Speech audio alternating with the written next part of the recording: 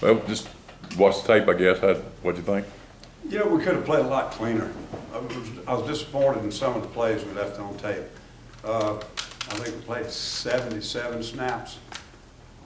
60 of them as good as you want to see, you know. But there's still that dozen plays or so every game where we do something that we've really worked on. The kids were keyed in on it and they seemed to make a mistake. Had obviously a couple of ugly pass plays. One was a miscommunication out back. The other one we cut somebody loose in man. And you know, but overall, they're a good football team. I think that obviously talent-wise, we you know, had better players, but they are a football team. We got to give them credit. They can execute. They know what they're doing. They know who they are, and their precision of the routes and some of the things. Made some great catches. You know, we could have played better, but I thought we did improve in some areas. Ellis, is it just making adjustments these early in the season to be credited maybe some of the slow starts you guys have had on defense? Well, really, the other day we started pretty good, other than one play. Yeah. You know, we got up a 75-yard touchdown on one busted communication between two players. But it is what it is. You know, whether one player messes up or 6 players get blocked, you know, it still causes the same problem. But really, the other parts of the early part of the game, other than we caused a fumble the first play, the face mask was not a penalty. There was no face mask on that play. Somebody had the hit about like this, you know, and what can you do? That's 1st and 10 for Auburn on the 22-yard line. Instead, it's 1st and 10 for them on about the 37-yard line. So, but we caused a turnover the very first play of the game. We had a 4 and out. When you come in and have that one ugly play, we came back out in the next series, had some good plays. We had another penalty, kept the drive alive.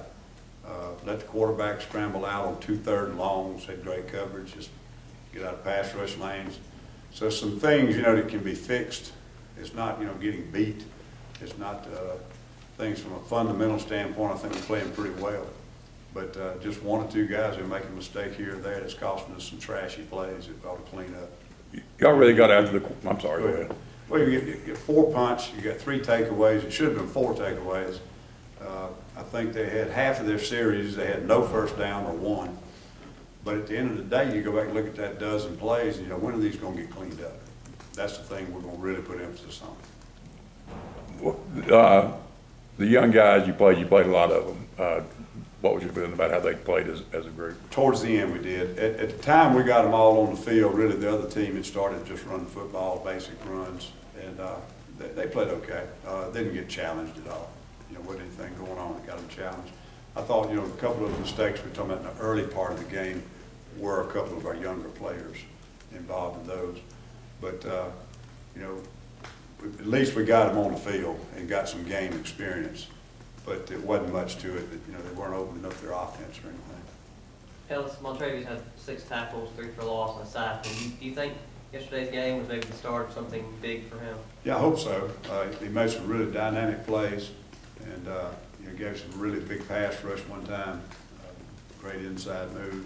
He's playing both tackle and end, and he's making some mental assignments that are hurting us. And it's hard for him to learn both sides, both positions, you know, inside and outside. So, but right now, he's giving us so many good plays in those 2 positions. We're still kind of rotating that way. But he's starting to come along. That's a pretty heavy load for a guy his lack of experience to play both positions, and also in a dime package. You know, we're playing in both positions. So by the time you add all that up, there's a lot of assignments. You got 2 sacks out of the interior of the line. Is that one of the ways you can kind of make up for those guys kind of having to get somewhere on the edge? That's what we really are.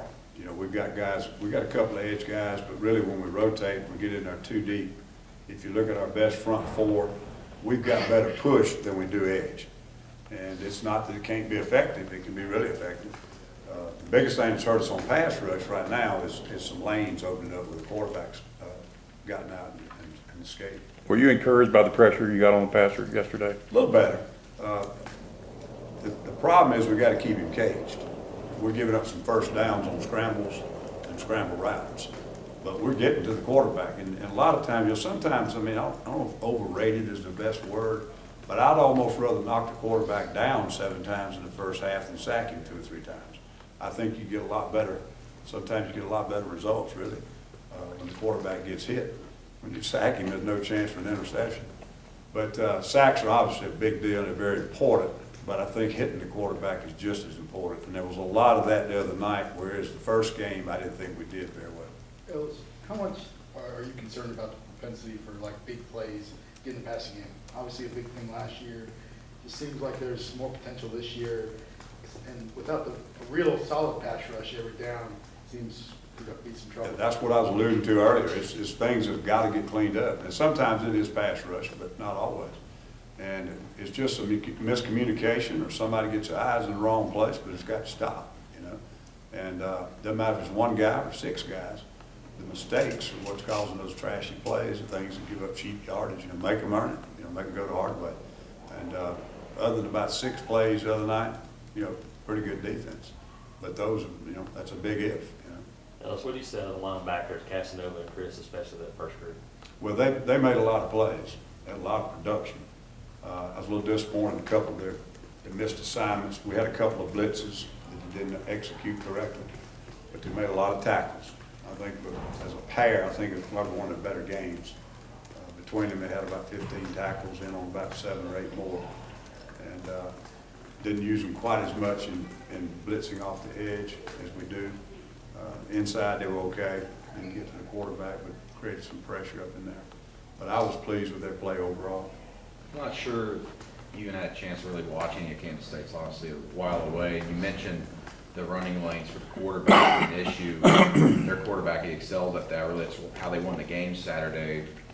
How much you stressing that here in the next 10 days or so? Yeah, it will be critical, very critical. You know, every quarterback we've played has been pretty mobile, but not like this guy. Because, I mean, Coach Snyder's going to run him intentionally about 30 times a game. So we know he can run when he has to. But that will be a big deal. And really just, you know, being able to fit the run against him, period. I've watched a lot of their film, but it's all 2013 film. I have not yet watched their 2 games from this year. And we'll certainly start on that tomorrow. We'll have player day off, and we'll spend all day tomorrow in Kansas State. But that's a big part of his offense. He likes big, physical, running quarterbacks. They either have ability to run over you or speed or whatever their knack is. And he designs his offense to run the quarterback. So you can bet in a passing situation, keeping him bottled up is going to be a huge challenge. Outside of the interceptions Jermaine's had these back-to-back games, what else is he doing very well? He just seems to be doing very well in the open field, making the tackles you need him. Who'd you say? Jermaine Whitehead. Whitehead. Yeah. He's been very good, run support, done a good job for us. Missed a couple of checks out back. He should be better as old as he is, but I think he's had 2 really good games.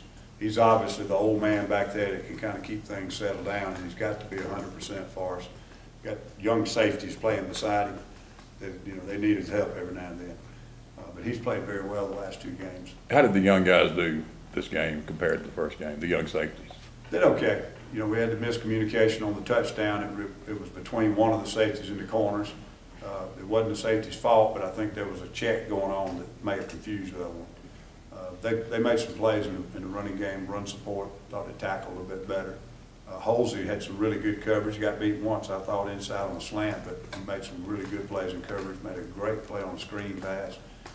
We've got some depth now, not only at our corner position, but when we go to a dime package, Halsey has given us some depth in there with Garrett and Therese and those guys. And he had some production the other night.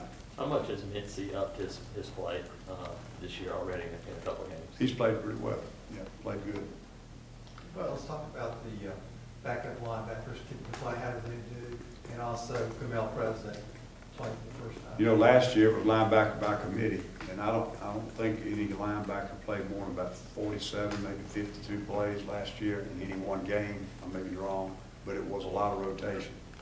This year I've not had that luxury, but one reason because I think the 2 starters are that much better at this point. Swain gives us a lot of experience. He missed spring ball. He's still the most experienced, probably most dependable I got behind him. Trey made some mistakes the other night. He wasn't himself. I think he's going to really be a fine player. He had a little better first game than he did second game. I hope he's not getting that overloaded freshmanitis, but he's a really good player, and I think he's going to be fine. Just made a couple of key mistakes, had to pull him out the other night.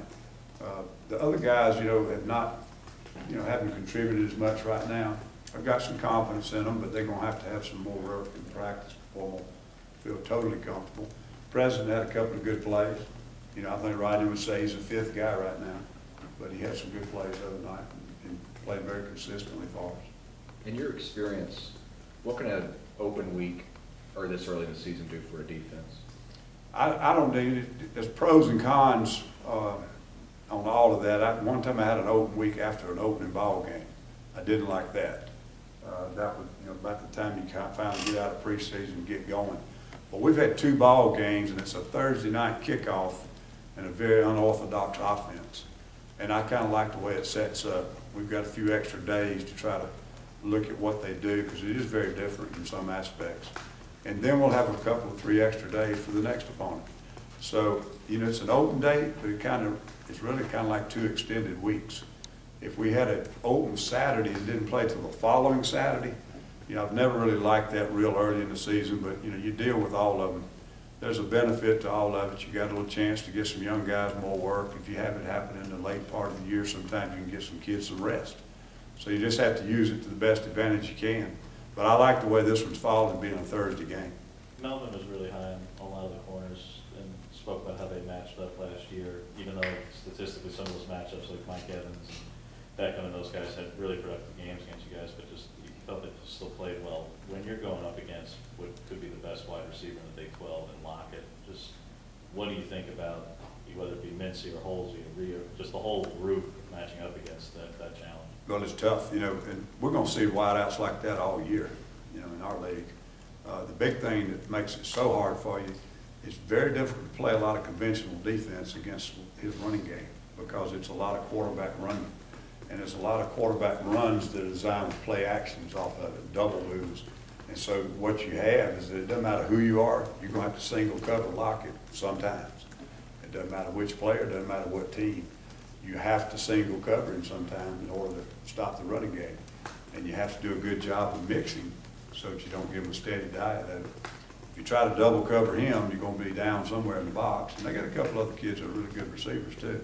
But you're going to be down a little bit in the box with those quarterback power runs and other things that Coach Snyder does. So it's a definite challenge, and I guess everybody in this room has probably seen their offense over the years. And, they keep having those 2-star recruiting classes and end up in the top 20 every year, and that ought to tell you what a great coach he is and how tough that scheme is to stop. So it's going to be a challenge, and he is a really good receiver, but he benefits also from that aspect of getting that zero coverage out there one-on-one quite a bit. Last one. How healthy is defense going into this bye week? Knows Whitaker didn't play, I don't think a snap yesterday. He did play. Oh, didn't play a lot. They rotated just fine. He has a limit to what he can do in practice and games. Just a number of reps. It's a knee injury that, you know, could do surgery, don't do surgery, but it's irritating. The more physical work he does on it, the more it inflames. So we have to limit it. But he's just, you know, that's something he's got to deal with through this final season. We're pretty healthy. Don't have anybody out. We got some that could use these 2 or 3 days of nicks, bruises, and bumps, but nothing serious. All right. Thank you.